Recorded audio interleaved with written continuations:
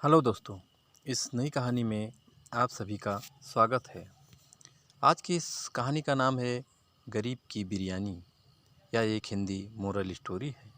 अगर आपको Hindi story, moral story या बेड टाइम स्टोरी सुनने का शौक़ है तो इस कहानी को पूरा ज़रूर सुनिए। तो चलिए हम कहानी की तरफ चलते हैं। होशियारपुर गांव में गुड्डू नाम का एक गरीब लड़का रहता था। 6 महीने पहले जब वो लोग घोड़ा गाड़ी से दूसरे गांव जा रहे थे तब एक हादसा हो गया। उसके पिता की मौत हो गई और उसकी मां के पैरों में इतनी गहरी चोट लगी कि उनका चलना फिरना दूभर हो गया। मां, अब तो बस कुछ चिल्लर ही बचे हैं। गुड्डू, सारा पैसा मेरे इलाज में जा रहा है, घर में खाने तक के पैसे नहीं हैं। तू मुझे मार डाल, इस बीमार माँ से छुट्टी पा।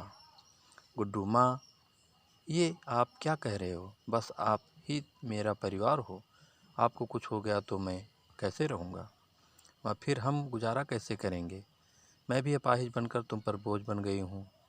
गुड्डू, ऐसा कुछ ना कहो, मुझे कुछ समझ नहीं आ रहा। आप ही कोई तरीका सोचिए ना। माँ, बेटा तू एक काम कर, तू खाना बहुत अच्छा बनाता है, तू गांव में खाने की दुकान शुरू कर ले। गुड्डू, अरे माँ, पर इतना सब कुछ रोज़ रोज़ बहुत महंगा पड़ेगा, और वैसे भी मेरा बनाया खाना आपको ही पसंद है, बाकी लोगों को पता नहीं। माँ, नहीं बेटा, मेरी उम्र निकल गई, जानती हूँ कि तेरे हाथों में जादू है।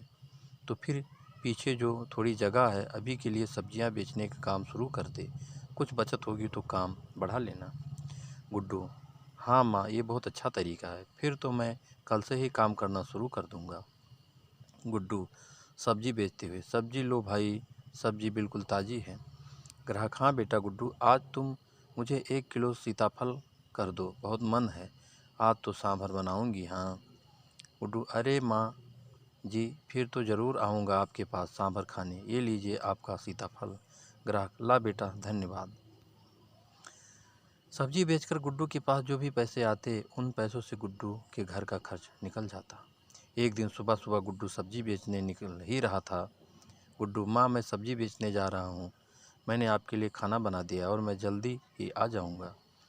माँ, बेटा आज मेरे पैर और कमर में बहुत ज़ोरों का दर्द हो रहा है, मुझे लगता है कि आज तो बड़े वैद्य जी के पास चलना ही पड़ेगा। गुड्डू, ठीक है माँ, मैं तुम्हें ले चलता हूँ। माँ, पर बेटा वो इलाज के लिए तो बहुत ज़्यादा पैसे मांगेंगे। गुड्डू अपनी माँ विमला को बड़े वैद्य के पास ले जाता है और वैद्य जी इलाज शुरू करने के लिए 25,000 मांगते हैं।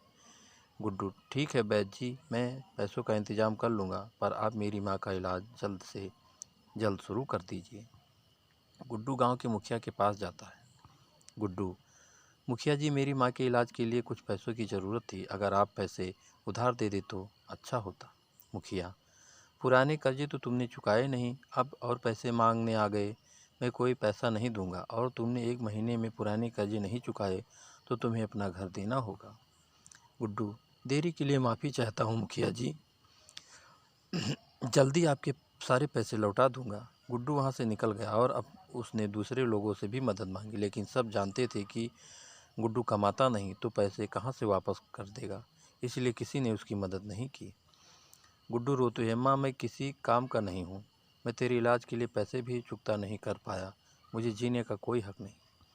माँ, नहीं बेटा, मेरे लिए पैसे से ज़्यादा कीमती है तू। उस दिन गांव में ढिढोरा पीटा जाता है। सैनिक, सुनो सुनो गांव वालों सुनो, राजा ने अपने खास रसोइयों के लिए एक प्रतियोगिता का आयोजन किया है जो कल ही आरंभ होगी। जो कोई भी उस प्रतियोगिता में विजेता होगा उसे राजा का खास रसोइयाँ बनाया जाएगा और साथ ही उसे 5,000 इनाम में भी दिए जाएंगे। गुड्डू पास में सब्जी बेच रहा था। प्रतियोगिता वाली बात सुनकर वो खुशी से फूला नहीं समा रहा था। गुड्डू, अरे वाह, अगर मैं इस प्रतियोगिता में भाग ले लूँ तो माँ का इलाज करवा सकता हूँ और फिर राजा का रसोई बनना भी कोई छोटी बात नहीं है। गुड्डू, माँ माँ, एक खुशखबरी, कल से राजा के खास रसोइयों के लिए एक प्रतियोगिता का आयोजन किया गया है। उसमें जीतने वाले को 5,000 इनाम और राजा का खास रसोइया भी बनाया जाएगा। मैं इस प्रतियोगिता में भाग लूँगा और फिर हम अच्छे से आपका पैर का इलाज करा सकेंगे। फिर गुड्डू पड़ोसियों को अपनी माँ की देखभाल का बोलकर प्रतियोगिता के लिए निकल जाता है। अगले दिन प्रतियोगिता शुरू हो जाती है। सारे प्रतियोगी गुड्डू को लेकर ज़ोर ज़ोर से हंसने लगते हैं। पहला प्रतियोगी, अरे वो देखो, अब भिखारी भी राजा के खास रसोइयों के लिए प्रतियोगिता में भाग लेने आए हैं। हंसते हंसते वो आदमी खंभे से टकरा कर धड़ाम से गिर जाता है। फिर सब लोग उस पर हंसने लगते हैं। तभी वहाँ राजा आ जाता है और प्रतियोगिता शुरू हो जाती है। फिर सारे प्रतियोगी खाना बनाना शुरू कर देते हैं। सभी प्रतियोगी बहुत अच्छा खाना बनाते हैं और खाने की खुशबू सुनकर राजा फिर से वहाँ पर आ जाता है।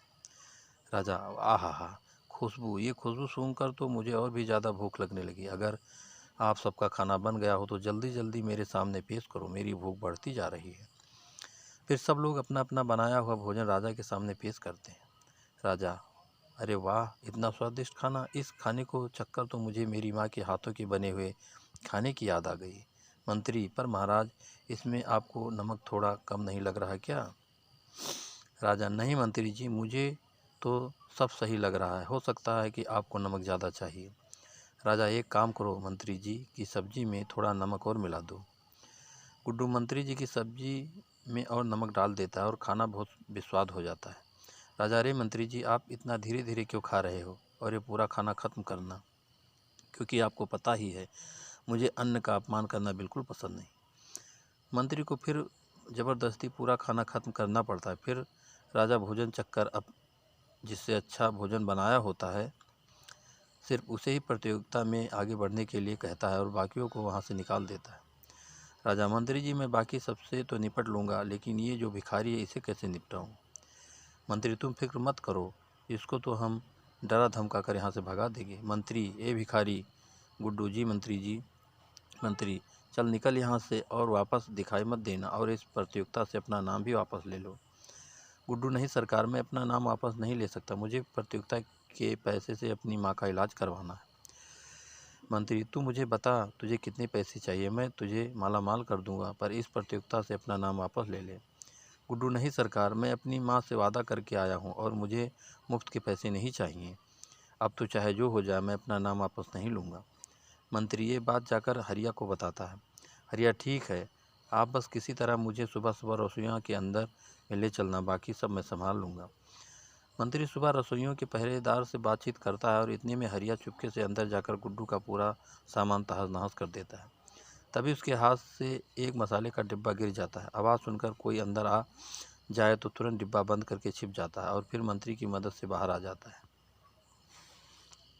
राजा, प्रतियोगिता आज मुझे कुछ अच्छा और कुछ अलग खाने को मन कर रहा है। देखते हैं आप सभी में से कौन मेरी भूख को शांत कर पाएगा। हरिया, महाराज आप देखना, मैं आपकी भूख को शांत करके आपका खास रसोई बनूंगा।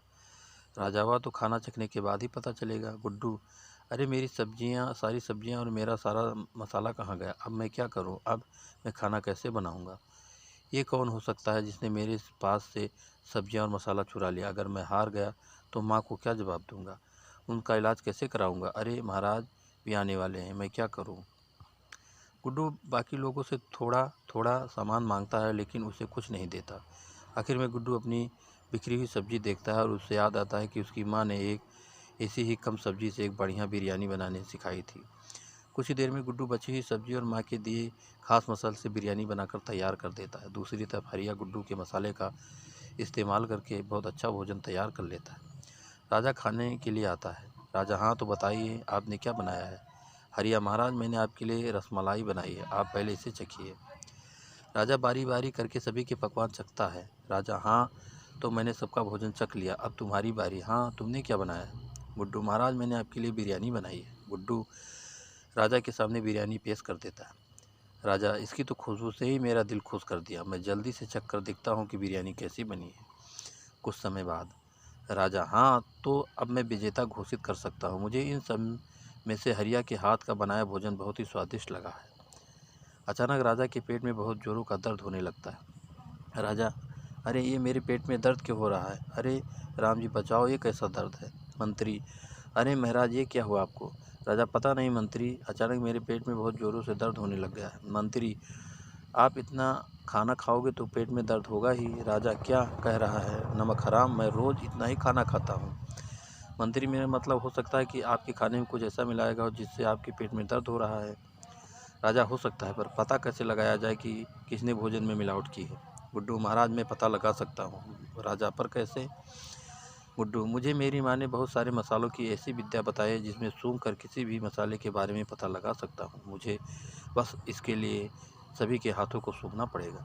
राजा ठीक है, सभी प्रतियोगी अपने अपने हाथ आगे करो। गुड्डू सुनकर बताता है, गुड्डू महाराज, हरिया के खाने में ही कुछ मिला हुआ है। हरिया कहा, क्या बकवास कर रहे हो, ऐसा हो ही नहीं सकता। गुड्डू, अरे पर ऐसा ही हुआ, तुम्हारे भोजन में ही कुछ मिलावट थी। हरिया, अरे पर मैंने तो तुम्हारे मसाले अपने भोजन में डाले थे, इसका मतलब है कि तुम महाराज को नुकसान पहुंचाना चाहते थे। गुड्डू, अच्छा तो तुम ही वो चोर हो जिसने मेरे सारे मसाले और सब्जियां चुरा ली थी। अरे भाई, वो तुमने मेरे सारे मसाले चुराए थे ना, वो मेरी माँ ने मुझे बनाना सिखाया था, और अगर उसमें थोड़ा सा भी ज़्यादा डाल दो तो पेट में दिक्कत हो जाती है। राजा, अरे तुम क्या कह रहे हो, मेरी तो कुछ समझ में नहीं आ रहा। गुड्डू, महाराज मैं आपको सब बताता हूँ। दरअसल प्रतियोगिता से पहले मेरे सारे मसाले चोरी हो गए थे और सब्जियां खराब हो गई थी,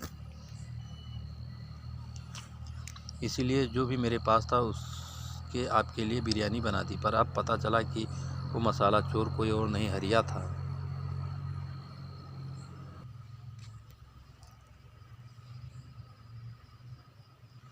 राजा, क्या हरिया तुमने चोरी की है? क्या हरिया तुमने चोरी की है?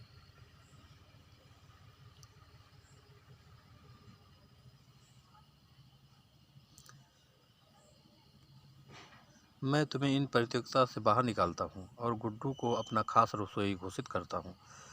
राजा, लेकिन जल्दी से वैद्य को बुलाओ, मेरे पेट में दर्द तो कम हो।